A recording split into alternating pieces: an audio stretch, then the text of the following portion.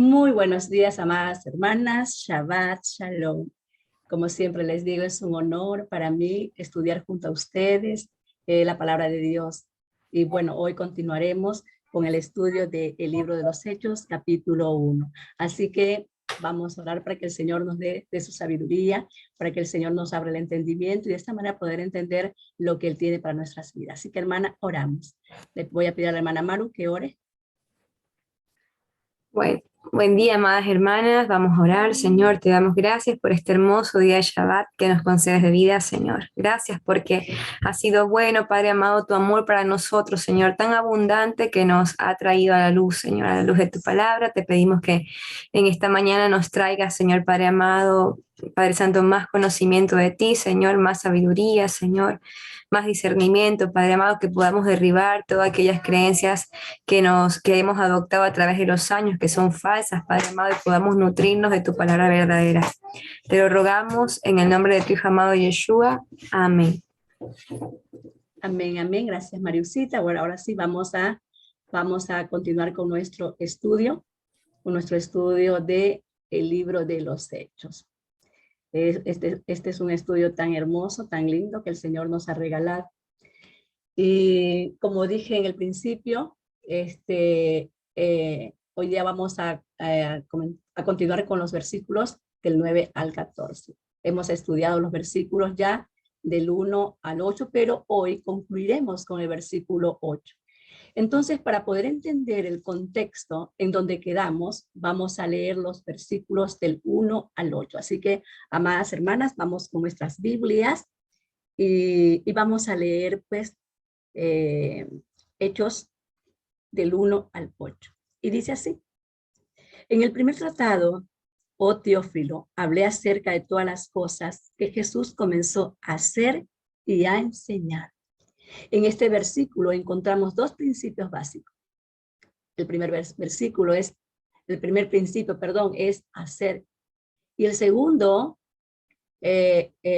principio básico es enseñar. Es decir, como hemos venido ya recalcando, y esto es muy importante porque si el Señor quiere que lo está recalcando es porque Él quiere que lo grabemos, ¿sí? Él quiere que sigamos su ejemplo. Y Él vino primeramente a hacer, como lo dice aquí Lucas, y luego pues Él enseñó. Verso 2. Hasta el día en que fue recibido arriba después de haber dado mandamientos por el Espíritu a los apóstoles que había escogido. Esto es muy importante poner mucho énfasis, porque aquí dice escogido. ¿Qué significa la palabra escogido? Bueno, la palabra escogido significa ser elegido, ser seleccionado, ser preferido. Y esto es lindo porque cuando leemos Jeremías capítulo 1, verso 5, nos quedamos impactados, porque el Señor dice que nos escogió desde antes la fundación del mundo y puso, antes de nosotros nacer, en nuestro vientre, puso su espíritu. Entonces, Él nos escogió, fuimos preferidos, ¿sí? Como también lo dice nuestro amado Mesías en Juan capítulo 15, verso 16, no me elegisteis vosotros a mí, yo os elegí a vosotros. Es decir, nosotras no lo elegimos, fue Él quien nos eligió, nos escogió, nos sacó de ese lugar donde nos encontrábamos perdidas, sin rumbo, vagando, en medio de tantas tradiciones. Y de ahí nos rescató. ¿Para qué? Para que estuviéramos con Él. Y ahí le vemos en su oración, rogando al Padre en Juan capítulo 17, por nosotras, por nuestros hijos, por nuestras familias, por nuestras generaciones. Él dijo, no ruego por el mundo, sino por todos. Y aquí, Marisita, le pido que me ayude con la lectura de Juan, capítulo 17, los versos, vamos a leer de los versos 12, 15, 16, 17 y 20. Si la tiene lista. Y si no, la leo yo. Sí, lo tengo lista acá. Uno me la regalaste. Bueno, Juan 17, versos 12, 15, 16, 17 y 20. El 12. Bueno, dice así, Juan 17, verso 12. Cuando estaba con ellos en el mundo, yo los guardaba en tu nombre. A los que me diste yo los guardé, y ninguno de ellos se perdió, sino el hijo de perdición, para que la escritura se cumpliese.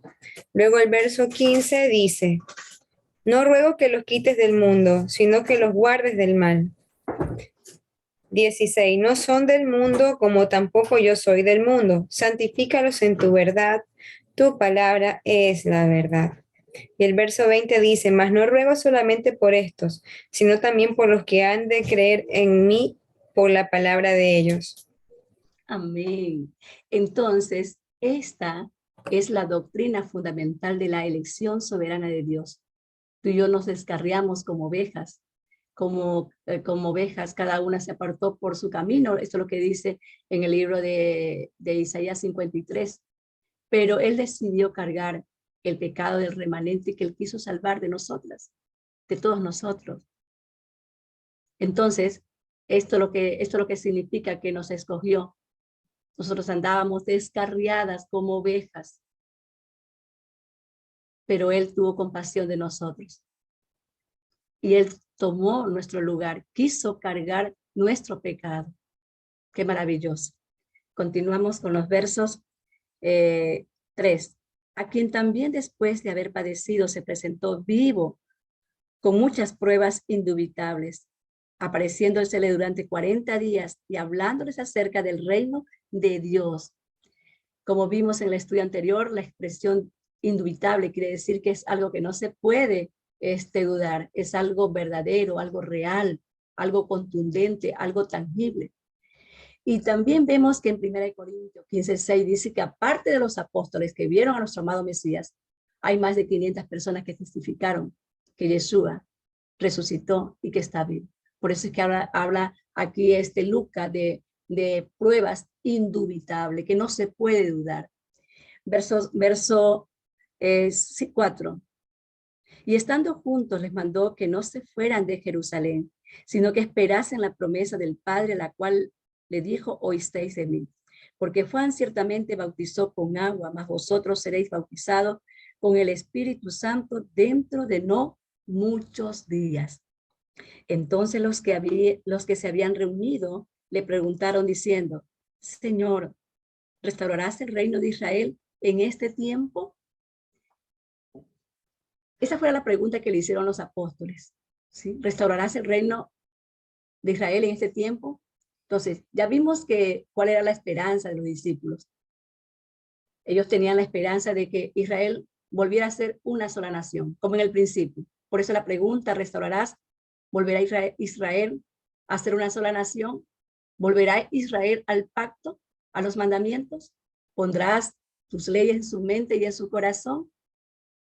Aquí pudimos nosotros entender en el estudio pasado que los discípulos tenían la esperanza de que Israel fuera restaurado, de que Israel fuera nuevamente como en el principio, que las 12 tribus volvieran a ser una sola casa. Verso 7. Y les dijo, no os toca a vosotros saber los tiempos o las sazones que el Padre puso en su sola potestad, pero recibiréis poder cuando haya venido sobre vosotros el Espíritu Santo, y me seréis testigo en Jerusalén, en Judea, en Samaria, hasta lo último de la tierra. En el estudio anterior quedó claro, ¿sí?, que no existe una tercera persona, que no existe la famosa Trinidad. Y también vimos que en el Antiguo Testamento nunca se habló de que hubiera una tercera persona. Fue un error de traductor. Cuando se tradujo del hebreo al griego, todo estaba bien. Y esto lo comprobamos nosotros en el estudio anterior. Fue al traducir al español que se escribió mal. O sea, se escribió al revés. Se escribió Espíritu Santo. Entonces los escritores de la Septuaginta tenían bien claro este concepto hebreo, de que se trataba de la presencia del Todopoderoso, del Santo de Israel, que era un atributo más de la presencia de Dios, una forma de referirse a Dios, ya que el Espíritu de Dios siempre anduvo con su pueblo. Y luego dice, recibiréis poder. Recibiréis poder, y esto lo vimos que poder significa fuerza, significa valor, significa poder, o sea, poder, valor, fuerza. ¿Para qué necesitamos ese poder, ese valor, esa fuerza? Bueno, la necesitamos para predicar, para testificar la palabra del Señor. Jesús estaba aquí anunciando que el mensaje de sus apóstoles llegarían hasta lo último de la tierra. Dice, y me seréis testigo, ¿dónde? En Jerusalén, en Samaria, en Judea, hasta lo último de la tierra. Recibiréis poder. Recibiréis el poder para anunciar, para predicar mi palabra. Recibiréis poder para buscar a los perdidos. ¿Y quiénes eran los perdidos? ¿O quiénes son los perdidos? Los perdidos son, como lo vemos nosotros en Mateo 15, 24, que Jesús dijo, que era la casa de Israel. Entonces, Jesús estaba anunciando que el mensaje de sus apóstoles llegaría hasta aquellas casas que se habían extraviado y que estaban en todo el mundo, hasta lo último de la tierra. Y él vino, cuando él vino a buscar esas ovejas y vino a instruir a sus discípulos para que ellos continuaran con la misión, la cual pues él había venido a empezar, a buscar las ovejas que se habían perdido. ¿Y por qué se habían perdido? Porque Israel no guardó los mandamientos de Dios. Por eso vino el juicio de Dios y la promesa también de restauración. El juicio fue por desobedecer su palabra, como vemos en Deuteronomio capítulo 28, versos 64 y 65, Maru.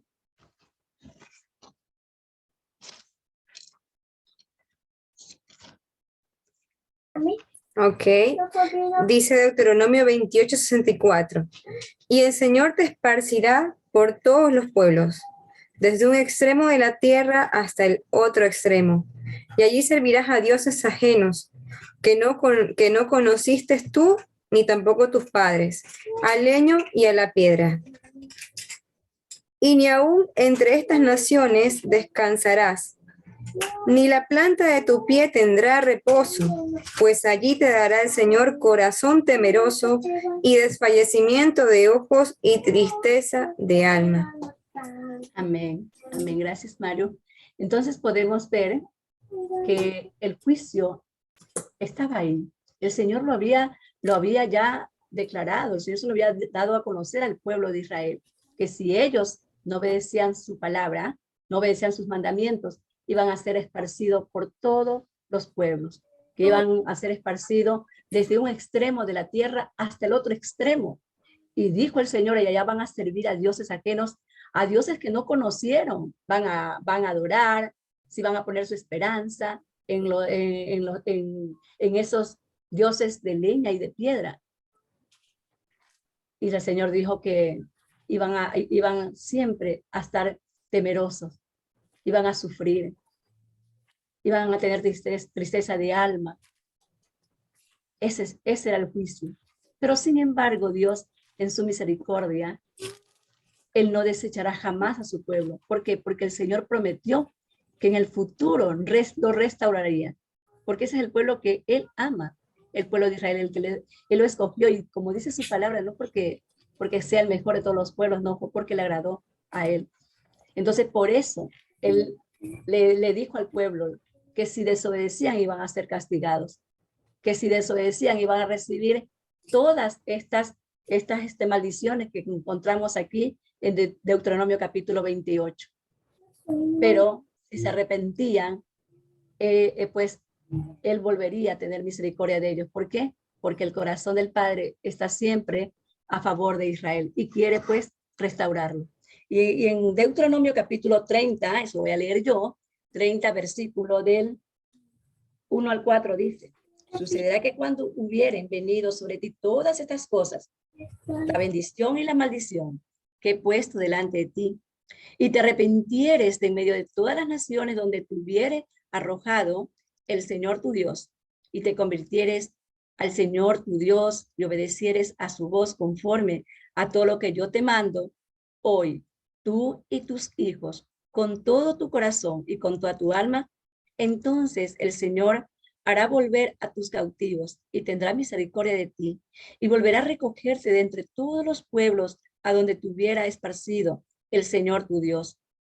Aun cuando tus desterrados estuvieran en las partes más lejanas que hay debajo del cielo, de allí te recogerá el Señor tu Dios y de allá te tomará. Qué maravilloso. Al enviar el Señor a los discípulos hasta lo último de la tierra, nuestro amado Mesías tiene el propósito de traer de vuelta a todos estos que fueron esparcidos. ¿Y quiénes son ellos? Somos nosotros, nosotras, nuestros hijos, nuestra familia, ¿sí? ¿Por qué? Porque Él vino a buscar y a salvar lo que se había perdido, de modo que Él puede cumplir esta promesa tanto en mi vida como en la de ustedes. Es con una sola condición, y la pudimos ver ahí. Es si te arrepientes, si te arrepientes, si te convirtieres de todo tu corazón, si obedecieres el pacto del Señor, entonces el Señor dice, dice, volver a tus cautivos, o sea, nos hará volver, tendrá misericordia de ti y volverá a recogerte entre todos los pueblos a donde te hubiera esparcido el Señor tu Dios. Y aunque tu desterrado estuviera en las partes más lejanas que hay debajo del cielo, dice el Señor, de allí te recogeré y de allí te tomaré. Entonces, al enviar a sus discípulos a lo último en la tierra, nuestro amado Mesías tenía el propósito de traer de vuelta a las ovejas perdidas de la casa de Israel. Todos los que fueron esparcidos hasta lo último de la tierra. Este fue el propósito de nuestro amado Mesías, ¿sí? De enviar a los discípulos, de decirle, pues vayan a Jerusalén, vayan a Judea, vayan a Samaria, vayan hasta lo último de la tierra, porque ustedes van con mi poder. ¿Y cuál es el poder del Señor? Su Santo Espíritu. Y con su poder, con su Ruach HaKodesh, perdón, van a ser mis testigos. Y esto lo vemos en Mateo, que dice que será predicado este evangelio y desde entonces envía a sus discípulos. Y cuando este mensaje llegue hasta lo último de la tierra, entonces será el fin. Entonces, ¿cuál es la señal que tiene? ¿Cuál es la señal de que tienes este poder? Bueno, una de las señales de que tenemos este poder, que tenemos el Santo Espíritu de Dios ya en nuestro corazón, es esta. Esta es la señal de que hoy usted y yo estemos celebrando Shabbat, de que hoy día, este día, lo llamemos delicia y estemos aquí a los pies de nuestro amado Mesías, porque como vimos en Ezequiel, capítulo 36, verso 27, dice el Señor que Él pondrá su espíritu en nosotros. ¿Para qué? Para que andemos en sus caminos, en sus estatutos, para que guardemos sus preceptos y para que lo pongamos por obra. Por eso dice, me seréis testigos en Jerusalén, en toda Judea, en Samaria, hasta lo último de la tierra. Y ya no con tristeza, ¿sí? Usted no le va a servir al Señor con tristeza, ni con miedo, ni con temor, no, sino que vamos a servir al Señor con gozo, como Esteban. Impacta mucho el testimonio de Esteban, que mientras él pues lo estaban apedreando, él con sus brazos levantados adoraba al Padre lleno de gozo. ¿Por qué? Porque estaba lleno del Espíritu Santo. Verso 9 dice,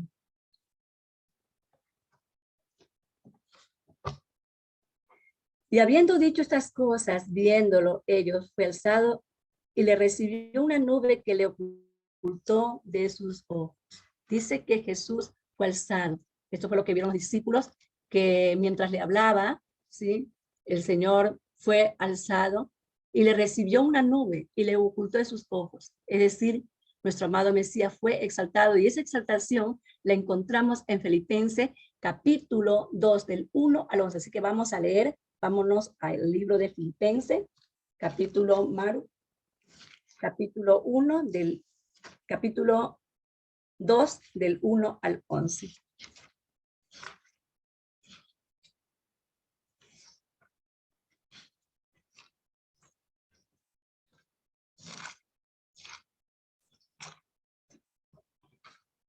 Amén. Bueno, lo voy a leer yo. Dice así. Por tanto, si hay alguna consolación en Cristo, si algún consuelo de amor, si alguna comunión del Espíritu, si algún afecto entrañable, si alguna misericordia, completad mi gozo, sintiendo lo mismo, teniendo el mismo amor unánime, sintiendo una misma cosa. Nada hagáis por contienda o por vanagloria, antes bien con humildad, estimando a cada uno a los demás como superiores a sí mismo, no mirando a cada uno por lo suyo propio, sino cada cual también por los otros. Haya pues en vosotros de sentir que hubo también en Cristo Jesús, el cual siendo en forma de Dios, no estimó el ser igual a Dios como cosa a que aferrarse, sino que se despojó a sí mismo, tomando forma de siervo y hecho semejante a los hombres, y estando en la condición de hombre, se humilló a sí mismo, haciéndose obediente hasta la muerte y muerte de cruz, por lo cual Dios también le exaltó hasta lo sumo y le dio un nombre que es sobre todo nombre, para que en el nombre de Jesús se doble toda rodilla de los que están en los cielos y en la tierra y debajo de la tierra, y toda lengua confiese que Jesucristo es el Señor, para gloria de Dios Padre. Aquí vemos nosotros la exaltación de nuestro amado Mesías. Aquí vemos el secreto también en este versículo, en estos versículos vemos el secreto de la exaltación. Y también vemos que el profeta Daniel dijo que los justos resplandecerán como las estrellas para la perpetua eternidad. Pero también dijo que los injustos simplemente van a ser despertados para confusión perpetua. Ahora bien, si nosotras queremos que el Señor nos exalte, tenemos que seguir su mismo ejemplo.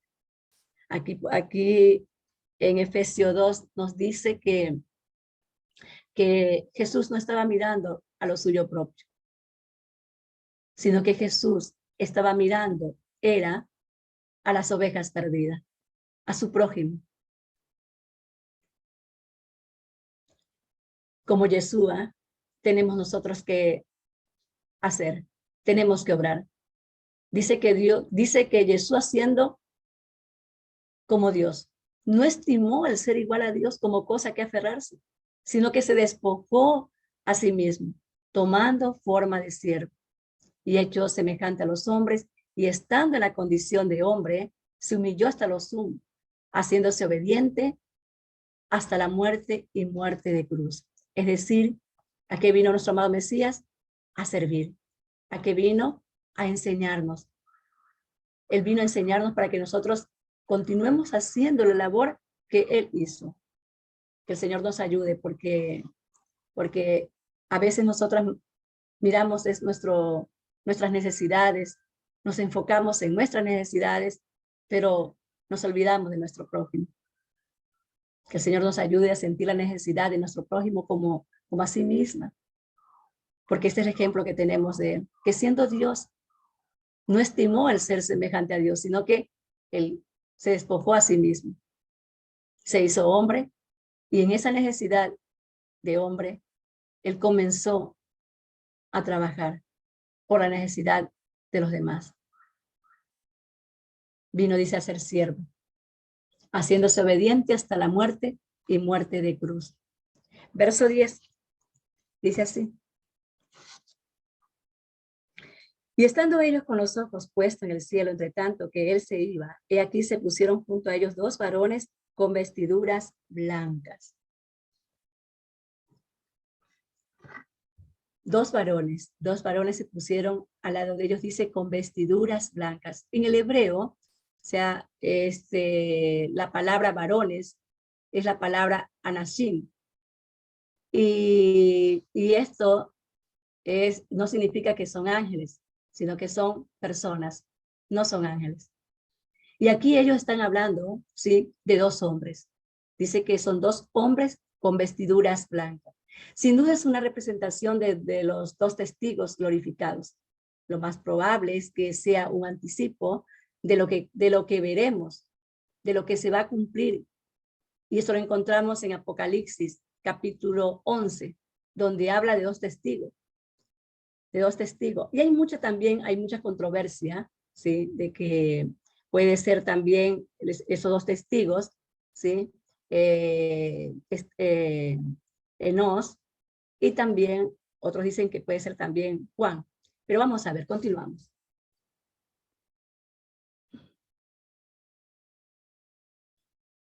Ya. En Malaquía capítulo 4, verso 5, hay algo muy interesante que es bueno traerlo aquí que nos dice. Malaquías capítulo 4, Maru. Sí, ahí lo leo, Malaquías capítulo 4, versos del 5 al 6. He aquí yo os envío el profeta Elías, antes que venga el día del Señor, grande y terrible. Él hará volver el corazón de los padres hacia los hijos, y el corazón de los hijos hacia los padres. No sea que yo venga y hiera la tierra con maldición. Amén. Aquí vemos que dice, aquí dice el Señor, dice, y aquí yo envío el profeta Elías, antes que venga el día del Señor grande y terrible. Dice que hay dos testigos. Y dice, y él hará volver el corazón de los padres a los hijos, y el corazón de los hijos a los padres, no sea que hiera la tierra con maldición. Bueno, Yeshua dijo que primero vendría Elías, y también vemos nosotros en la transfiguración. Dice que Yeshua tomó a Pedro y a Juan y a Jacobo y subió al monte a orar. Y entre tanto que él oraba con sus discípulos, dice que la apariencia de su rostro se hizo otra y sus vestidos eran blancos radiantes, resplandecientes. Y dos varones hablaban con él, los cuales eran, aquí dice que eran Moisés y Elías. Como dije antes, pues hay también, según comentaristas que dicen que puede ser Enoc y Juan, ¿ya? Pero aquí vemos que dice que en la transfiguración, que Moisés y Elías eran los que estaban con Yeshua, ¿sí? Quienes aparecieron rodeados de gloria y hablaban de su partida. Y que Jesús iba a cumplir, o sea, lo que Jesús iba a cumplir en Jerusalén. Y esto lo vemos en Lucas capítulo 9, verso 32 al 35. Maru. Sí, ahí lo buscamos, Lucas 9, verso 32.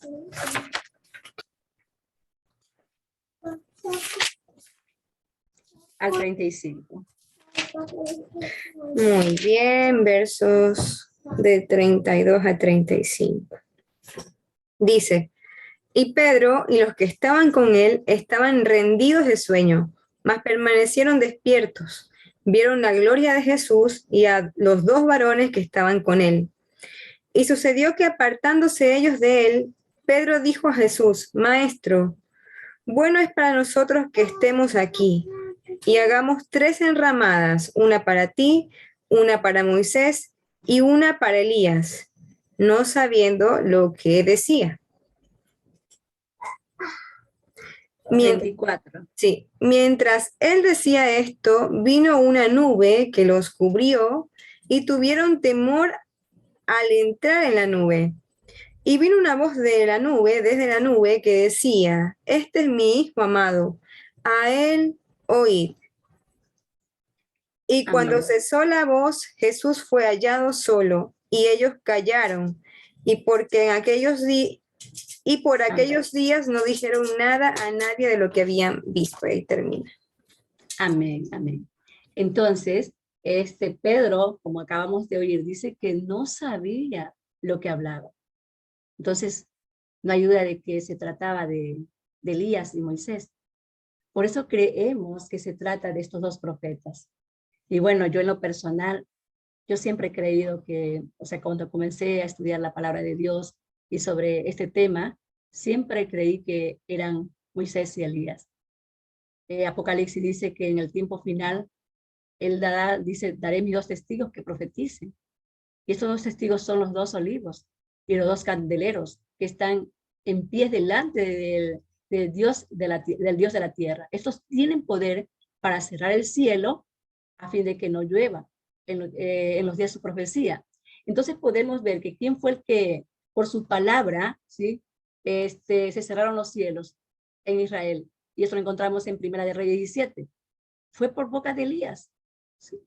Elías dijo acá, vive el Señor de Israel, en cuya presencia estoy, que no habrá lluvia ni rocío en estos años, sino por mi palabra. Y dice que no hubo lluvia durante 3 años. No hubo ni rocío. Los cielos fueron cerrados por la palabra de Elías.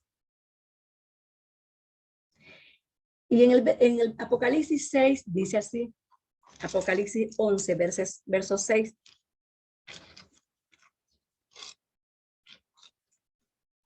Dice,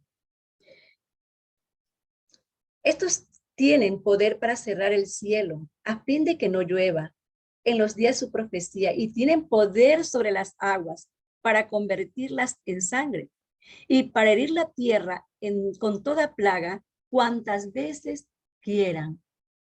Entonces, ¿quién fue el otro que tuvo poder para convertir las aguas en sangre?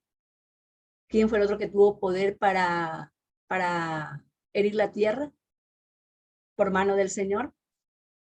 Sí, Moisés.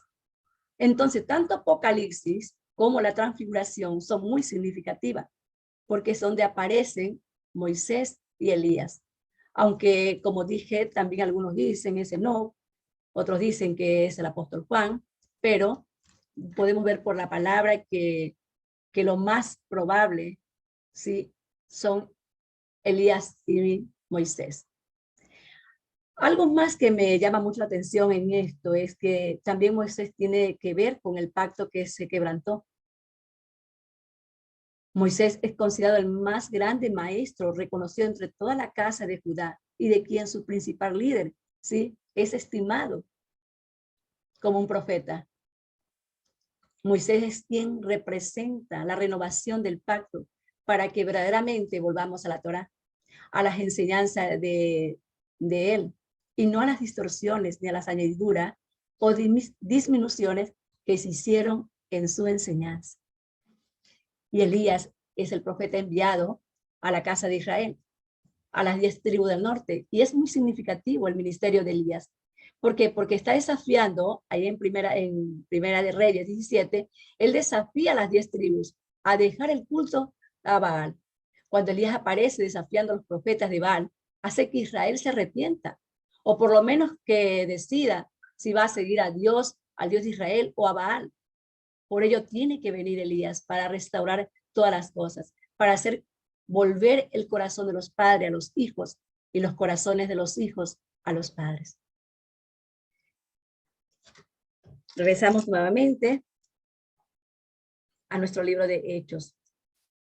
Dice en el verso 10, y estando ellos con los ojos puestos en el cielo, entre tanto que él se iba, y aquí se pusieron junto a ellos 2 varones con vestiduras blancas. Verso 11, los cuales también le dijeron, varones galileos, ¿por qué estáis mirando al cielo?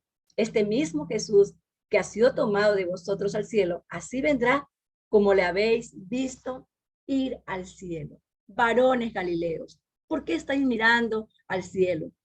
Es decir, como que le dicen, es tiempo de trabajar, es tiempo de anunciar el evangelio. ¿A dónde? Van a Jerusalén, van a Judea, van a Samaria, hasta la última tierra. Es tiempo de hacer discípulos, como dijo nuestro amado Mesías en Mateo 28, 19. Vayan, 20, y hagan discípulos, enséñele esta palabra. ¿Para qué? Para que la guarden por siempre. ¿Sí? Y también veamos lo que dice Apocalipsis. Lo que dice Apocalipsis, capítulo 1, verso 7. ¿Estamos ahí, Maru? Aquí estamos. Buscamos Apocalipsis. Capítulo 1, verso 7. Ok.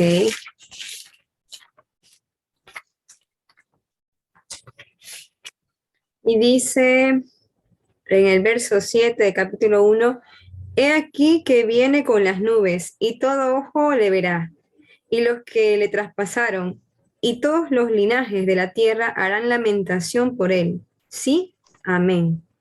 Amén. Todos le verán, todos los que les traspasaron, ¿sí?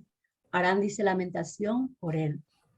Y es muy interesante que también en el Nuevo Testamento, en hebreo, la frase linaje de la tierra son las palabras Mispahot, Aretz, Mispahot. es Mispahot, Aretz.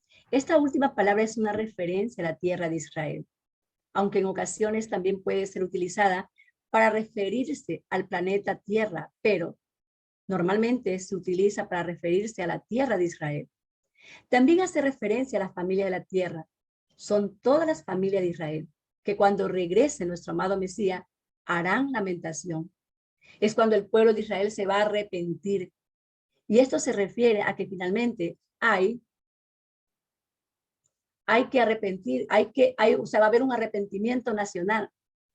Es como cuando José, pues el soñador, se quita todo el atuendo y se presenta ante sus hermanos. Ahí vemos la historia de José. Y es ahí cuando los hermanos se afligen por lo que hicieron, porque lo vendieron, ¿sí?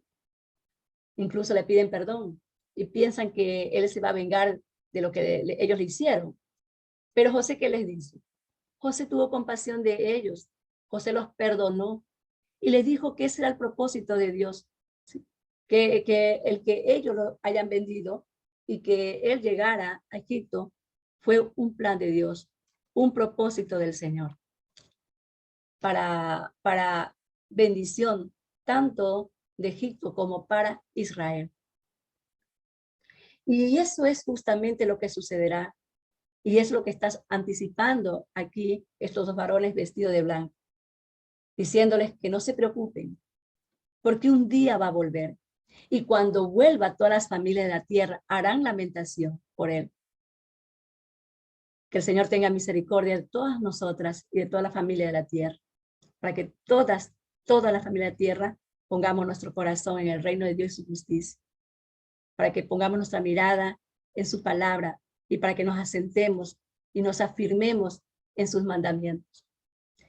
Entonces, estos varones le están diciendo al Señor aquí, estos varones le están diciendo a los discípulos, ¿qué estáis mirando al cielo? Este mismo Jesús que ha sido tomado entre vosotros al cielo, así vendrá como la habéis visto ir. Así vendrá. Gloria a Dios. Y esa es la esperanza para ellos y también para nosotras. Esos dos varones le dicen que así como vieron que se fue, así volverá viniendo del cielo y en las nubes. De ese mismo modo, en ese mismo lugar. ¿Y dónde fue? Fue en el Monte de los Olivos. Así va a volver, de acuerdo a la profecía de Zacarías.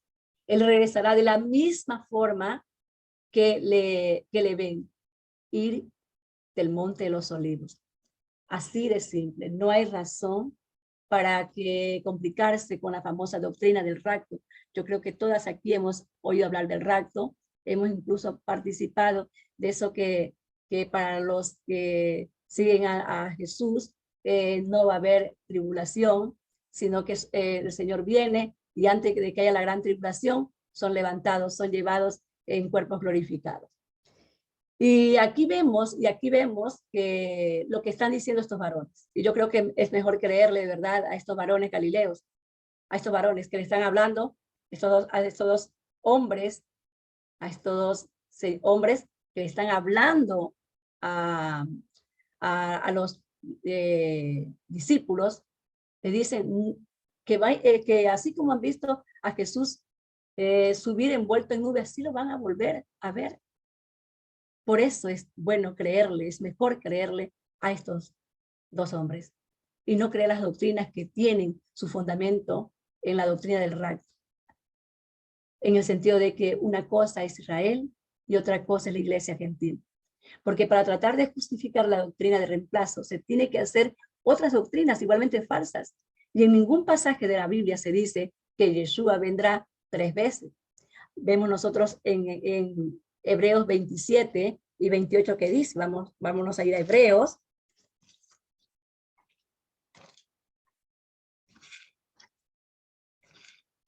Hebreos 9:27 que dice, leemos ahí. Y de la manera que está establecido para los hombres, que mueran una sola vez, y después de esto el juicio. Así también Cristo fue ofrecido una sola vez para llevar los pecados de muchos y aparecerá por segunda vez sin relación con el pecado para salvar a los que le esperan. Así que de la misma manera que está establecido para los hombres, que mueran una sola vez y después de esto el juicio. No hay dos muertes ni dos resurrección. Así también Cristo fue ofrecido, dice, una sola vez para llevar los pecados de muchos y aparecerá por segunda vez sin relación con el pecado para salvar a los que esperan en él. Entonces, ¿cuál es el plan de Dios? Que los hombres mueran una sola vez y después de esto, el juicio. ¿Por qué? Porque Cristo fue ofrecido una sola vez y llevó todos los pecados de todas las generaciones. Y aparecerá, dice, por segunda vez, ya sin relación del pecado. Entonces no hay varias muertes. No volveremos a la vida varias veces. Y por supuesto, el pasaje anterior es contundente. Después de la muerte, dice que viene el juicio y no hay reencarnación. Entonces no tenemos que tener esa esperanza del famoso RAC. No existe el famoso RAC. Cuando venga la gran tribulación, cuando ya sea el tiempo de la gran tribulación, todos estaremos aquí, los que estemos guardando su palabra, los que estemos estudiando su palabra, los que estemos viviendo su palabra. Después de la gran tribulación, ahí es que subiremos con el Padre, con nuestro amado Mesías. Antes de eso, no. Antes de eso tenemos que seguir adelante, y lo que tenemos nosotros la esperanza es que el Señor dice que Él cuida de los suyos, porque la tribulación es grande, cual nunca lo ha habido, dice en la tierra. Seremos perseguidos. Pero ¿qué dijo nuestro amado Mesías? El que quiera ser mi discípulo, niéguese a sí mismo, tome su cruz y sígame. Tenemos que seguirlo, sea lo que sea, pase lo que pase, esperando siempre en Él, teniendo esa esperanza en que Él nos va a ayudar en esos tiempos difíciles. Y después de que pase el tiempo de la gran tribulación, es ahí cuando seremos levantados en cuerpos glorificados y todo ojo le verá. Y harán lamentación los que no guardaron su palabra. Harán lamentación por él, los que no guardaron sus mandamientos. Serán levantados, como dice ahí en Daniel capítulo 12, 3, para perpetua confusión. Terrible. Verso 12. Dice así: entonces volvieron a Jerusalén desde el monte que se llama del Olivar, el cual se acerca de Jerusalén camino de un día de reposo. El monte de los Olivos es una representación de la unción.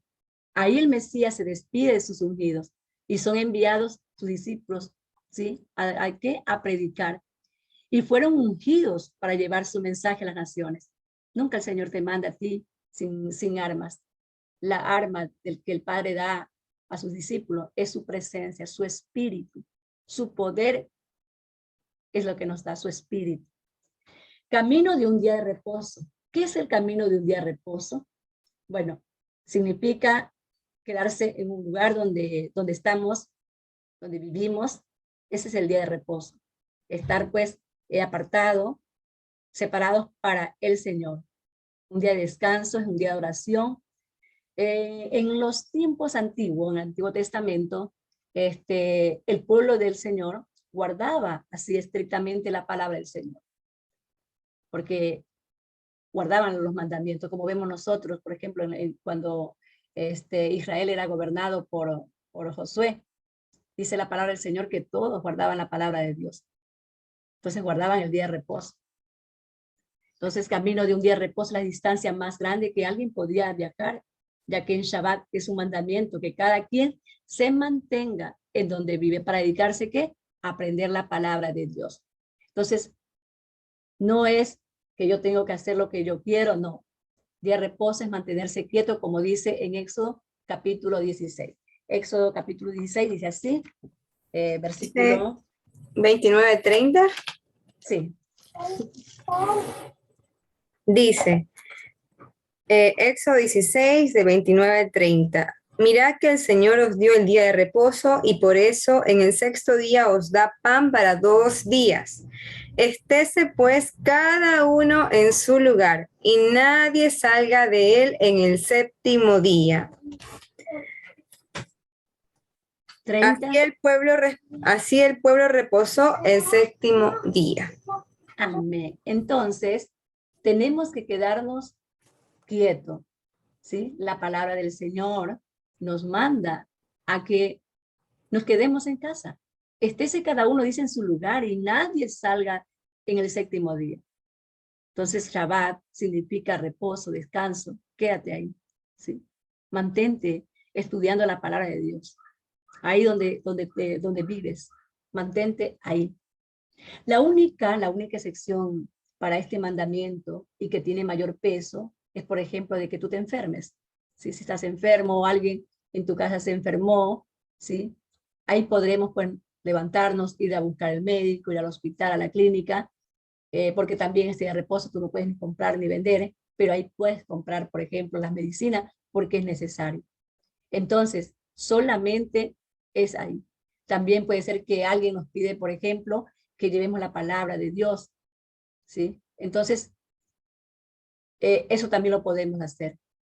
Pero tratemos de todas maneras, tratemos de hacer todas nuestras actividades, todas en el día sexto de la semana que el Señor nos da 6 días. 6 días nos da el Señor para que nosotras hagamos todas nuestras tareas, todas nuestras actividades, pero el séptimo día es el día del Señor. En este día, hay como dice en el libro de Isaías 58, ni siquiera el Señor quiere que conversemos de cosas vanas, como cosas de nuestras cosas del día, ¿sí? De cuentas, como por ejemplo de compras, ¿sí? Que no hablemos cosas vanas, sino que nos quedemos meditando en su palabra, que estudiemos su palabra. Ya que Shabbat es un día consagrado para estar con el Señor aprendiendo más de Él. Y eso es lo que significa día de reposo. Y si Lucas anotó este detalle, quiere decir que Lucas consideraba importante ciertos aspectos de la ley oral. Porque ¿dónde está el camino de un día de reposo? En la ley escrita no está. No habla de un día de reposo, sino que está en la ley oral. Entonces, esto nos indica que hay ciertas cosas de la ley oral que hay que considerarlas.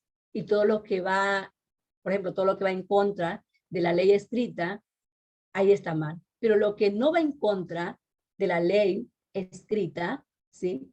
Podemos considerarlo, podemos respetarlo. ¿Por qué? Porque es para beneficio de este mandamiento, ¿sí? Por eso solamente encontramos aquí encontramos un día de reposo, dice en el verso 2.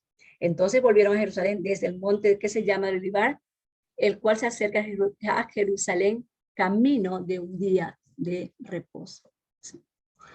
Bueno, y a partir de los versículos 13 y 14 que vamos a ver con Maru, cómo fue que el cristianismo se ha hecho una doctrina que mantiene dividida a la iglesia de sus raíces hebreas, y cómo a partir de estos versículos se encontró la justificación para desconectar lo que implica la fe de los profetas que estaban conectadas, ¿sí? A la instrucción de Moisés. Pero algo sucedió a raíz de la interpretación de estos 2 versículos que hace que tomen otro rumbo totalmente diferente, todo con respecto a este lugar, ya que va a base, ¿sí? O en base a este lugar del que se habla en estos 2 versículos que Mario cita, va a estar exponiendo los versículos 13 y 14, se ha hecho una doctrina que mantiene separado al cristianismo de la fe hebrea original. Continuamos con Maru.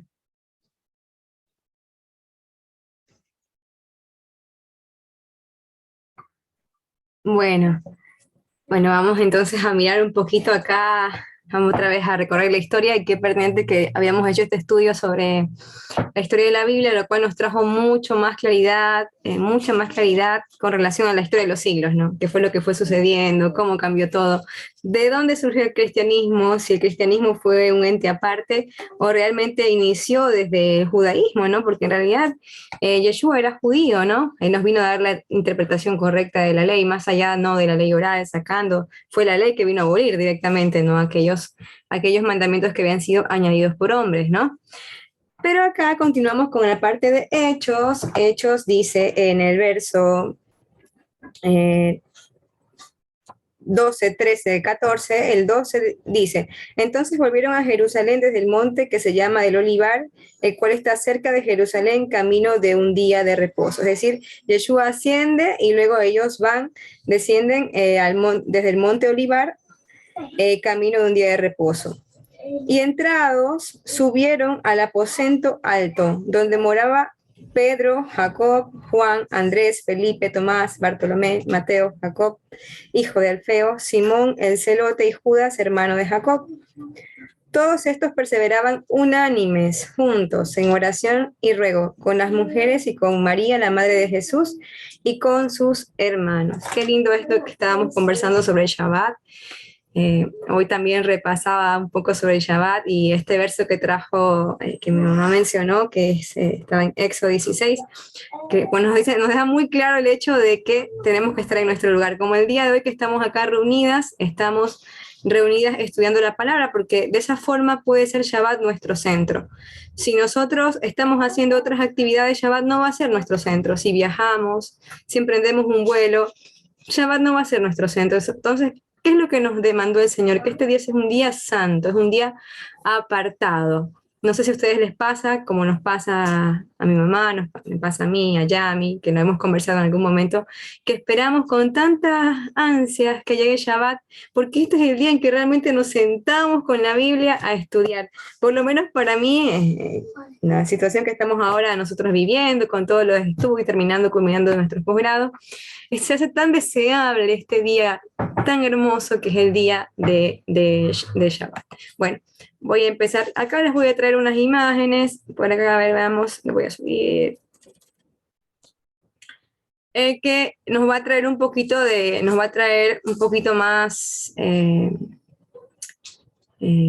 más claro de a qué nos estamos refiriendo con todo esto que vamos a hablar en Hechos. Sucede lo siguiente, que dice que acá entraron en un aposento alto. Y desde esta palabra aposento alto sucede una gran, como lo decía hace un ratito mi mami, que hubo todo un cambio a partir de esta palabra aposento. ¿Por qué? Porque hay una interpretación de que este aposento actualmente existe, ¿no? Y eso es lo que vamos a ver, que al parecer, según la tradición cristiana, lo que cuenta la tradición cristiana, es que esta estructura del aposento alto, que acá tengo una fotografía de la parte interna, es el lugar específicamente del cual se habla aquí en Hechos, en donde estaban reunidos incluso, es del cual se habla en la tradición, vuelvo a repetir, la tradición cristiana, que estaban reunidos aquí para la fecha de la Santa Cena. ¿Recuerdan cuando Yeshua envió a preparar anticipadamente la Pascua, porque él iba a hacer el sacrificio de la Pascua? Y él envía a sus discípulos a preparar la cena, ¿no? Esta cena, o conocida como Santa Cena, que se habla en los evangelios. Y según la tradición cristiana, fue este lugar que se llama Aposento Alto, le llaman el cenáculo, ahora lo vamos a ver, en donde se llevó a cabo esta Santa Cena y en donde también ellos aluden que fue el mismo lugar o el mismo sitio en el cual hubo digamos, esto que se conoce como el bautismo del Espíritu Santo desde la iglesia cristiana, ¿no?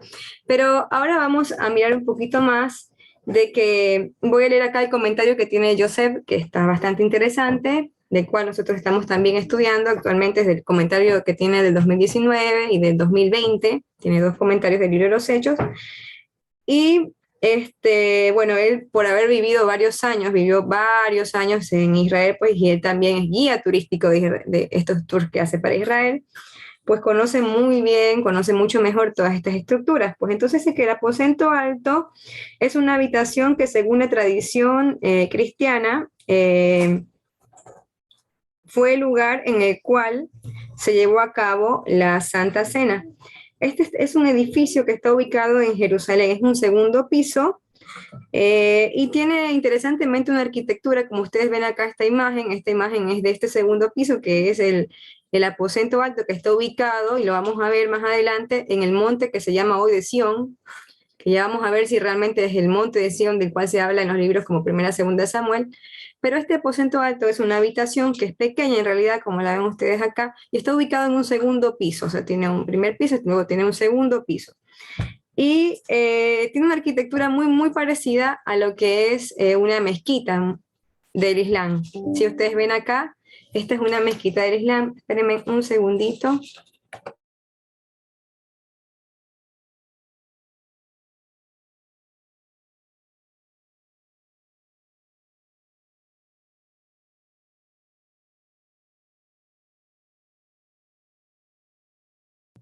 Bueno, entonces llama la atención, y eso es lo que comentaba Joseph, que a él le llamaba mucho la atención, y que en realidad es así, el parecido que tiene como algo, como, no sé, eclesiástico, algo muy de grandes espacios, pero esta arquitectura típica la tienen las mezquitas y la comparte con este lugar que se construyó, que no es que este lugar físico existe el día de hoy, o sea, existe el día de hoy y existía antes, no es esta construcción, sino que fueron diferentes construcciones que se levantaron, se destruyeron, se levantaron, se destruyeron sobre este sitio, y que desde hace, no sé si el siglo IV, pues se mencionaba como que este había sido el lugar en el cual se había reunido Yeshua con los discípulos en la última cena. Y incluso de esto también hay una pintura que es bastante conocida. ¿Y por qué la traigo acá? La mencioné también, Joseph, me pareció interesante, porque no sé si a ustedes les pasó, pero a mí sí, de ver varias casas de conocidos católicos que tenían en el centro de su sala un cuadro con esta imagen de la Santa Cena. No sé si a ustedes les pasó, el ver en mi casa no había, pero sí en la casa de muchos compañeros, ya que yo estudié en un colegio católico, había esta imagen de la Santa Cena. Y esta pintura fue realizada por Leonardo da Vinci en el año 1495 a 1498. Fue encargada, acá como tengo las notas, por Ludovico de Sforza para el refectorio del convento de Santa María de la Gracia, ubicado en Italia. La escena recrea la última cena de Pascua entre Jesús y sus apóstoles a partir del relato descrito en el Evangelio de Juan, en capítulo 3. Entonces, veamos de dónde salió esta imagen. Pues esta imagen viene de este lugar, justamente del aposento alto. Entonces, ¿qué fue lo que hizo Da Vinci? Se inspiró en este lugar, en este llamado aposento alto, que es el cenáculo, que se conoce como el día de hoy, y realizó esta pintura. Originalmente en la pintura de originalmente en esta pintura no tenían las famosas aureolas, que no sé si ustedes también han visto que hay otras que se ven de esta manera. ¿Sí? Porque era justo en esta época de Leonardo da Vinci que estos personajes, cuando se pintaban y se creían que eran santos, ¿no? Que habían sido catalogados como santos, se les representaba con una aureola para diferenciarlos de los demás, de los que no eran santos.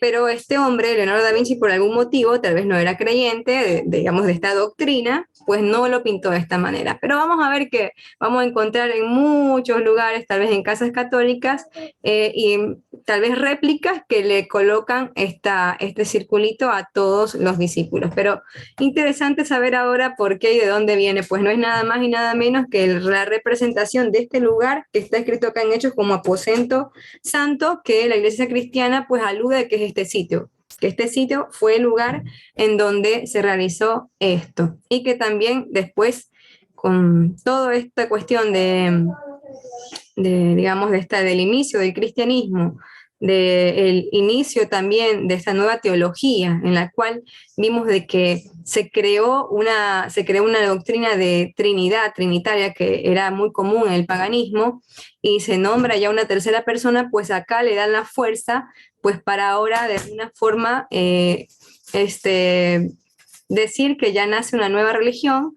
Nacía ahora se habían apoderado de esta parte de la creencia y ahora ya distorsionada de la creencia judía, que venía del Taná, pues de las leyes del Señor, pues se hace toda esta combinación de la que habíamos conversado en relación a tomar ciertos libros de los escritos de los evangelios, anular los mandamientos de Dios y ahora resurgir un nuevo pacto, un nuevo trono, un nuevo lugar que suplantaría a la fe o a la raíz de la fe de nuestro Mesías, ¿no? Del cual viene Yeshua. Y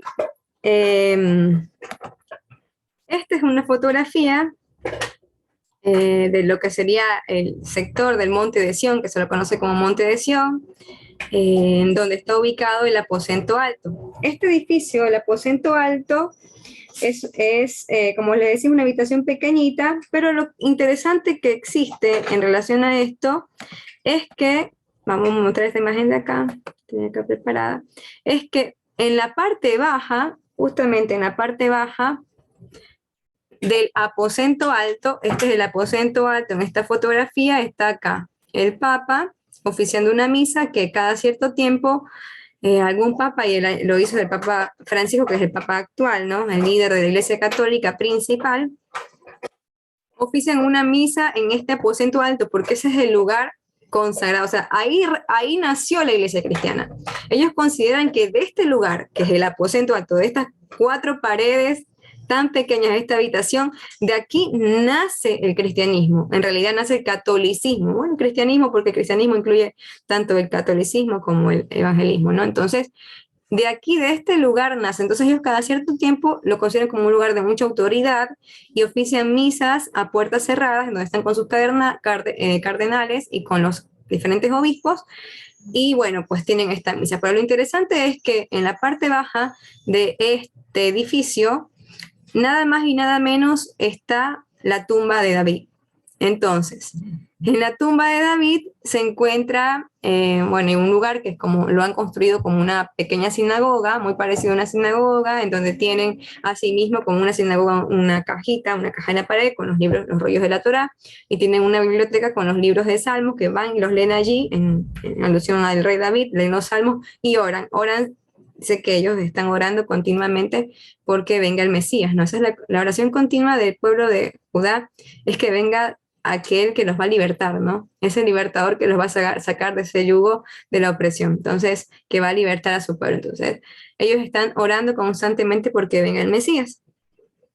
Y es algo que también los cristianos que se acercan acá oran porque venga prontamente venga también Jesús, ¿no?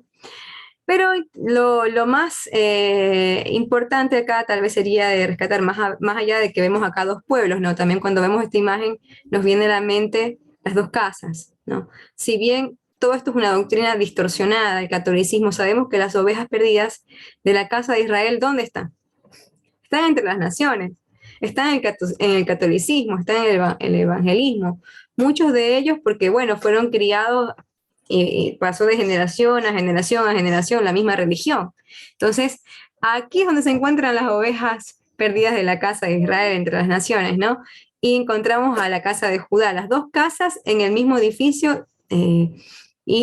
Comentaba esto, yo sé que lo había vivido, de que cuando pasaba esto de las misas, que se hacían las misas, pues que se levantaban los judíos en contra de esto que estaba ocurriendo, que es que el Papa, que ustedes ven acá, se siente en un trono por encima de donde se encuentra la tumba del rey David. Entonces, esto es lo que también se le conoce como la abominación desoladora, que la abominación desoladora no solamente es que tiene que ocurrir una vez, ocurrió en todos los tiempos, en el tiempo del primer templo, del segundo templo. En definitiva, es el hecho de decir por parte del Papa, aquí estoy, yo soy el que está en representación de Cristo, yo estoy por encima, yo vengo del linaje de David y yo soy el vicario de Cristo. Entonces eso es lo que comunica el Papa, es sentarse en el trono y diciendo, de alguna forma, al estar por encima, esta es la nueva religión, esta es la verdadera, ustedes quedaron de alguna forma hacia atrás, estamos usurpando su fe y ahora sí estamos construyendo una fe para que todos crean, una fe universal, que es lo que habíamos hablado, que catolicismo significa universal, ¿no? Es toda una fe universal. Y lo llamativo, bueno, de que justamente todo esto ocurre en un solo edificio, ocurre aquí, en este mismo lugar, ocurre todo en este monte de Sión. Y no solamente está ubicado en este monte de Sión la tumba del rey David y el aposento alto, sino que también se construyeron basílicas, ya las vamos a ver más adelante, en honor y en adoración a la Virgen María. Y yo acá les voy a leer un poquito sobre el cenáculo, que es este lugar, que es el aposento alto, se conoce como el cenáculo, que es el que miramos acá donde estaban los sacerdotes con este lugar, que es la habitación conocido como aposento alto. A ver, un poquito más para verlo mejor. Sí, acá. Entonces, en este mismo lugar que habitan tanto los judíos ortodoxos en la parte inferior con sus ruegos y oraciones, porque ven el Mesías, también están los católicos y cristianos visitando constantemente, es un lugar muy turístico, pidiendo que venga el Mesías. Veamos y leamos un poquito sobre el cenáculo. Dice que, vamos a ver un poquito más grande para poderlo leer. ¿Puedo cortarme las uñas? Sí. El cenáculo es el lugar de Jerusalén donde según el Nuevo Testamento, Jesús celebró con los apóstoles la última cena de su vida, antes de morir en la cruz. Es también el lugar donde se reunían los apóstoles después de la resurrección de Jesús y donde se encontraba durante el Pentecostés. Pongan atención porque ahora vamos a ver lo del Pentecostés. ¿Recuerdan? Justo estamos en la fiesta de Shavuot y vamos a ver también más adelante en el capítulo 2 de Hechos sobre el Pentecostés. Dice que esta era una casa de Jerusalén que pertenecía a un amigo de Jesús y disponía de una planta baja, supuestamente utilizada para las oraciones, y la planta alta usada como un comedor. Este cenáculo también es conocido como el aposento alto. Fíjense que es según, ¿no? No está diciendo la verdad. O sea, según el Nuevo Testamento dice la verdad de Hechos, pero lo que se cree según la doctrina de la Iglesia cristiana, no la Iglesia católica. Dice que las casas de los antiguos romanos no tenían primitivamente más que un solo piso. Y en esta habitación de arriba era donde ordinariamente se cenaba o se comía en común, y por extensión se llamó caenácula, ¿sí? A todas las piezas del piso superior. Y aquí voy a hablar un poco acerca de terminología, que no tiene mucha relevancia, pero finaliza diciendo que para los cristianos el lugar se convirtió en un lugar privilegiado para sus reuniones. Sobre el sitio fue construido más tarde una iglesia. Esto era, y pongamos atención acá, la Nueva Jerusalén, la Nueva Sión, porque fue el nombre que se le dio a este monte, Sión, que no es la verdadera Sión, centro del nuevo pueblo de Dios. De este significado se pasa a una denominación topográfica llamado Monte de Sión, la parte sur de la colina occidental, en cuyo lugar surge el cenáculo. En ese mismo espacio actualmente existe un edificio con 2 plantas, es el actual. En la inferior se encuentra la tumba de David, venerada por los judíos, cristianos y musulmanes, y en lugar superior se halla el cenáculo. Y veamos si la tumba de David pasa. Es que la tumba de David, que se considera acá, ellos consideran en la tradición cristiana que ese es el aposento alto, y los judíos creen que ahí reposa, ese fue el lugar, digamos, de reposo del cuerpo, o está la tumba de David, pero tampoco vamos a ver que es así, que ahí ha habido una confusión en donde, pues, según los escritos bíblicos, la tumba de David tampoco está ubicada en ese lugar. O sea, topográficamente hablando, no está allí. Ya vamos a ver un poquito más adelante un resumen que encontré que lo explica mucho mejor, pero para que podamos comprenderlo, leamos un poquito de esto. Sobre la tumba de David. La tumba de David es el nombre que se dio a un lugar en el monte de Sión en Jerusalén, junto a la iglesia de la Dormición. Esta iglesia de la Dormición es de la que les comentaba, que es la basílica que está construida muy, muy cerquita ahí mismo, en el monte de Sión, del aposento alto o cenáculo, que es la iglesia de la Virgen María. Ya les voy a mostrar una fotito. Esta iglesia de la Dormición, miren que le llaman Dormición, porque creen que María no murió, sino que lo que María hizo fue ascender, que María durmió simplemente, y hay toda una imagen, una escultura de ella durmiendo en esta iglesia, que ella ascendió a los cielos como lo hizo el Mesías. Entonces han creado una iglesia, que es la iglesia de la dormición, que está cerquita allí mismo. Está la tumba de David, está el cenáculo, que es el aposento santo, o conocido como el aposento santo, y está ahí también esta iglesia de la dormición. La tradición cristiana desde el siglo IV vio en este monte el lugar donde murió el rey David. Fíjense que fue a partir del siglo IV donde ellos dicen, aquí, según la tradición que ahí había sido el lugar donde murió el rey David, está situado en una esquina de la planta baja de los restos de Agiación, una iglesia bizantina, o sea, de la época bizantina. El piso superior del mismo edificio se asoció también al cenáculo, el lugar donde tuvo lugar la última cena y donde se instituyó la Eucaristía, ¿no?, católica. En 1335, la iglesia se convirtió en un monasterio franciscano que se mantuvo hasta 1521 en que los nuevos ocupantes otomanos de Jerusalén decretaron la expulsión de los monjes, que aún pudieron conservar alguna sala. Finalmente, y debido a las tensiones con el patriarca ortodoxo de Constantinopla, el monasterio se cerró en 1551 y fue ocupado por una familia musulmana que la convirtió en una mezquita dedicada al rey David, ¿sí? La entrada a los cristianos fue totalmente prohibida hasta el siglo XIX. Después de la guerra árabe-israelí en 1948, cayó del lado israelí de la línea verde. Entre 1948 y 1967, la ciudad vieja fue ocupada por Jordania, que prohibió a los judíos rezar en el Muro de las Lamentaciones. Como el monte Sión era el lugar más cercano al monte del templo, los peregrinos judíos optaron por rezar en el tejado de la tumba de David. Desde 1949, una tela azul con una sencilla ornamentación cubre el sarcófago de David. El edificio es actualmente administrado por la organización Diáspora de Shiva y es propiedad del Estado de Israel. Según la Biblia, David murió en la ciudad de David, junto a sus padres. Esto lo dicen los libros de Reyes y lo dicen los libros de Samuel, que se ubicaba en algún sitio del monte de Sión. También su hijo Salomón fue enterrado allí.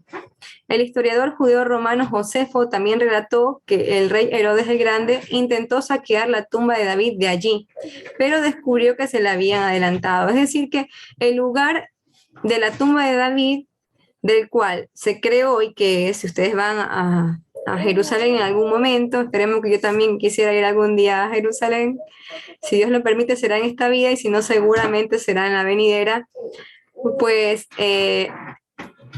este lugar que está donde está actualmente, que se le llama el lugar de la tumba de David, parece que no es el verdadero lugar porque queda a una distancia que, según lo refiere Joseph, según lo que él había analizado, más de 800 metros de distancia con esa fortaleza de Sión. Ustedes recuerdan cuando David continúa las conquistas en la época de los reyes, él conquista una fortaleza, que era la fortaleza de Sión. Él le puso fortaleza de Sión, si que era de los jebuseos. Entonces, territorialmente no coincide esta fortaleza de Sión, del cual se habla en la Biblia, con este aposento alto y con esa planta baja en la cual se cree que está el cuerpo, reposa, o en donde murió el rey David. Bueno, los arqueólogos modernos han puesto en duda la ubicación real del monte de Sión y han buscado la tumba real en otras partes de la ciudad de David, que es lo que hablábamos ahora. En 1593, Raymond encontró 8 elaboradas tumbas en el sur de la ciudad de David. Están buscando las tumbas de los reyes, que posteriormente los arqueólogos han considerado con más posibilidad de ser el lugar de enterramiento de los antiguos reyes de la ciudad. Bueno, y seguimos. Vamos a poner acá.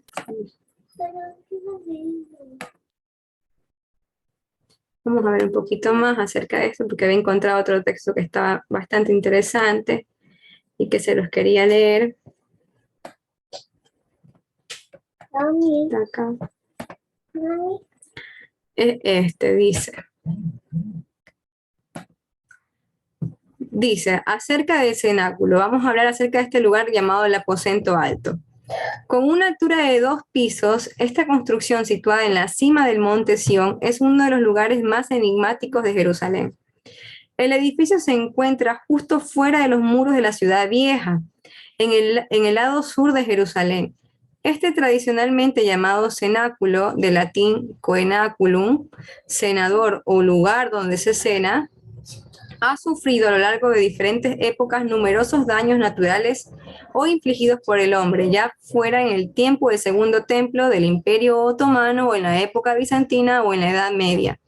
El edificio ha sido a lo largo del tiempo tanto una iglesia como una sinagoga y una mezquita. ¿Por qué? Porque funciona arriba el aposento alto, abajo la tumba de David, que era compartida también por los musulmanes. Este edificio tiene una doble historia que corresponde a los 2 pisos. Basándonos en la tradición, al menos desde inicios de la Edad Media, el piso inferior albergó la tumba del rey David, mientras que el piso superior habría sido el lugar donde tuvo lugar la última cena, la última comida que Jesús compartió con sus discípulos. Sorprendentemente, estas 2 afirmaciones no han sido realmente estudiadas por los arqueólogos hasta un periodo reciente. En un artículo publicado, un profesor de este profesor David Christian Clausen de la Biblical Archaeology Review del Departamento de Estudios Religiosos de la Universidad de Carolina del Norte ha estudiado los elementos tangibles sobre los que se apoyan las 2 afirmaciones. Están estudiando un montón más acerca de si realmente sería este lugar o no. A la falta de investigaciones arqueológicas, el sitio solo ha sido objeto de trabajos de construcción o renovación, por lo que la tradición sigue siendo la única fuente que sostiene estas afirmaciones. Sin embargo, la tradición tiene fallas, por supuesto, y por desgracia parece difícil validar por ahora el supuesto doble propósito de esta construcción. Así, los textos bíblicos sitúan a la tumba de David en la ciudad de David. ¿Sí? ¿Cuáles textos bíblicos? Ya dijimos Samuel y Reyes. Una localidad cercana al valle de Cedrón. La ubicación de la tumba del rey David en el monte Sión se remonta a la tradición medieval y no tiene sus raíces en las escrituras. Además, es muy posible que la colina, que ahora se llama Monte de Sión, no sea el Sión de la Biblia. Y ya vamos a ver también qué es esto de Sión. En el caso de la última cena es aún más complejo, porque los evangelios no mencionan la ubicación del lugar donde se celebró esta. Las fuentes que identifican este edificio como el lugar donde Jesús cenó por última vez con los apóstoles antes de su pasión datan recién del siglo IV. ¿Sí? Además, se dice que el cenáculo fue, por así decirlo, el primer lugar de culto para los cristianos que vivían en Jerusalén, ¿no? Ellos creen que aquí tuvo lugar Hechos 2, que fue el derramamiento del Espíritu Santo. Y con respecto a esto de Sion, voy a leer un poquito más de lo que tenía el comentario de Descubre la Biblia. Que el lugar en que está ubicado, acá estamos viendo este lugar, es el monte de Sión, en el que está ubicado el cenáculo o aposento alto. En Jerusalén hay varios montes. Una característica que tiene Jerusalén es que está rodeada por varios montes. Hay varios montes y alguna vez en algún salmo estudiamos las características de estos montes. Está el monte del templo, está el monte de los olivos, que justo lo mencionábamos acá también, que fue el lugar por donde ascendió Yeshua y por donde mismo también volverá. Está también otros montes como el monte Scopus, está también el monte del templo. Bueno, y en medio de este aposento alto se encuentra en una montaña a la cual hoy actualmente se conoce como el monte de Sión.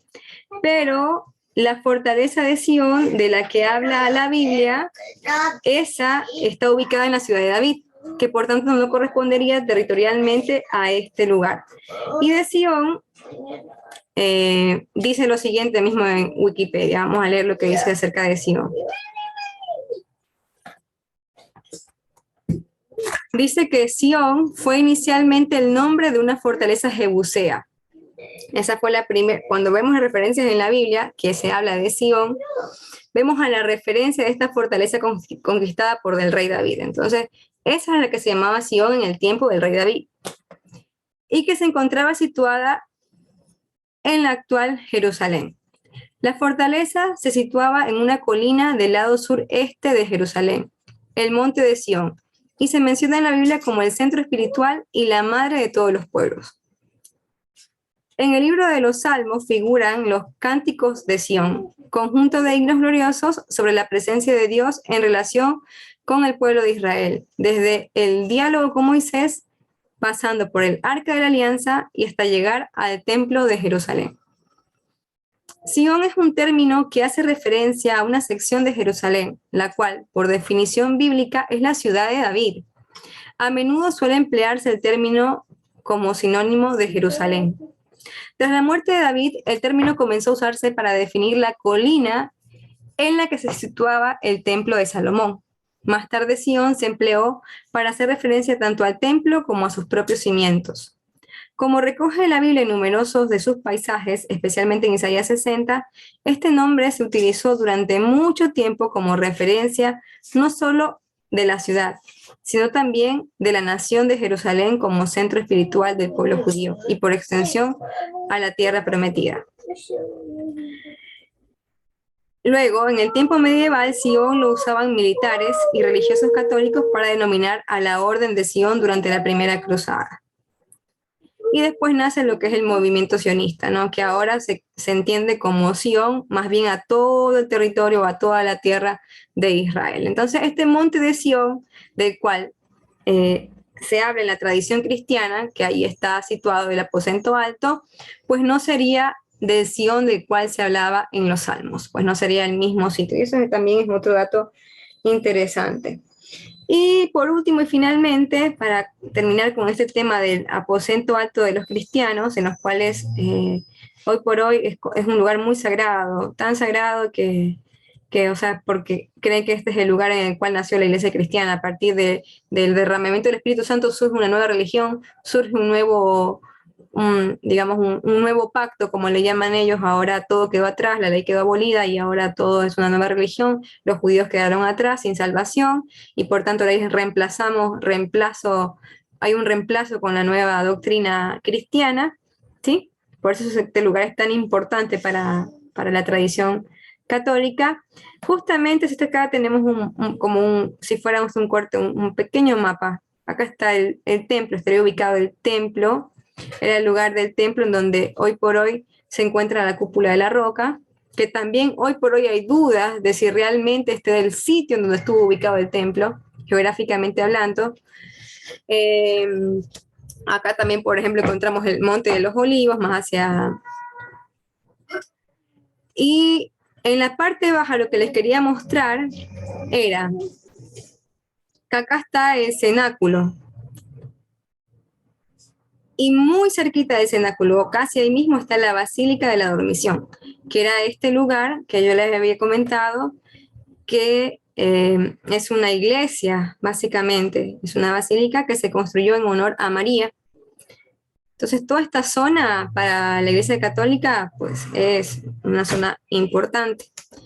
Ellos creen que María, pues, ascendió, ¿no? Y acá está la imagen de María durmiendo, una estatua que tienen de María porque creen que María, pues, ascendió, cuando en la Biblia, y lo vamos a ver, que justamente es en el verso 14, que vamos a ver la siguiente semana, se habla de María, es la última vez que se habla de María en todo lo que continúa el resto de los hechos. Entonces, hasta ahí se habla de María. Sin embargo, para ellos, pues en esta tradición, pues creen que María ascendió. Incluso, si ustedes ven acá al fondo de esta imagen, de la que está acá esta estatua, está una imagen de la Virgen de Guadalupe, que esto fue un donativo que hizo México para esta basílica que está ahí pegadita al cenáculo, que es el aposento alto. Entonces, eso es lo que le queríamos contar, un poquito ahora, un poquito para poder comprender. Vamos a ponerse a cerrado, acepta. Ustedes ahora pueden ver todas las caritas. ¿Sí? Perfecto. Bueno, yo ahora voy a extender acá. Bueno, esto es un poquito, yo estaba leyendo y conforme escuchaba el comentario que tenía Joseph, iba buscando las fotografías para poderlo visualizar de mejor manera. Él lo cuenta, muestra videos, pero no los podemos mirar digamos, por la página de Descubre la Biblia. Y es impresionante ver cómo a partir de este lugar que ellos, o sea, han dicho que este es el aposento alto, se creó toda esta doctrina, ¿no? Toda esta doctrina que venimos estudiando, que en realidad nació desde más antes, desde Marción del Ponto. Lo vimos que había nacido de Marción del Ponto con el inicio de esta nueva religión en la cual ya no estaba más el Tanakh, sino que es una separación, el Dios malo del Antiguo Testamento, el Dios bueno del Nuevo Testamento. Pero a partir de todo esto se va creando potencia, y cuando Constantino ya nombra una religión universal que es el catolicismo, y luego se empiezan a apoderar de territorios que, si bien geográficamente nosotros no estamos seguros de que este lugar sea, lo más probable es que no sea el lugar de la tumba del rey David, porque lo del aposento alto no se sabe dónde era el aposento alto. O sea, no describe la Biblia en ningún momento dónde estaba ubicado, dónde fue el lugar de la cena del Señor. No describe la Biblia dónde fue. Simplemente habla acerca de que Yeshua le dijo a los discípulos de que fueran y vieran a un hombre que tenía un cántaro, que lo siguieran, y bueno, ahí va a estar preparada una casa, que todo estaba listo, ¿no? Pero, sin embargo, con respecto a la tumba del rey David, se cree hoy por hoy que no es el lugar de la tumba del rey David, que no es ese lugar de la tumba del rey David. Pero vemos que a pesar de eso, aunque no fuera la tumba del rey David, simbólicamente se pueden ver ahí no solamente las dos casas, eso es lo interesante de esto, sino cómo el cristianismo y cómo el Papa se sienta sobre la que es reconocida como tumba del rey David, ¿no? Y eso es algo que nos hace también un poquito como estremecer, porque es como que es algo que se le conoce como la abominación desoladora, ¿no? Es lo que demuestra el Papa al hacer esto. Está demostrando que él es el que continúa el linaje del rey David, y él es el vicario de Cristo, es el sucesor y es el representante, ¿no? Y bueno, y con toda una doctrina que dice que la ley, lo terrible, que la ley ya no va, que la ley ya pasó, que la ley es parte del pasado y que ahora todo es simplemente la gracia, ¿no? Gracia que existió siempre, la gracia está presente, gracias, el regalo no merecido de Dios estuvo siempre presente para sus hijos. Pero bueno, acá nace esta nueva doctrina. Bueno, hasta aquí quedamos entonces por hoy. Después continuamos el próximo Shabbat. Vamos a terminar este capítulo 1 y seguramente ya vamos a ir un poco más rápido en los otros capítulos del libro de los Hechos, que nos ha traído tanta luz y ha ido derribando tantas cosas, como esa imagen, ese cartelito que alguna vez vieron, esa pintura de Da Vinci pintada en algunas casas, algunas personas, y tenía pacientes a los cuales iba a visitarlos en sus casas y tenían ahí estas imágenes de la Santa Cena. Pues vino de acá, de este lugar que era el aposento alto. ¿Algo más que quiera agregar, mamita, antes de cerrar?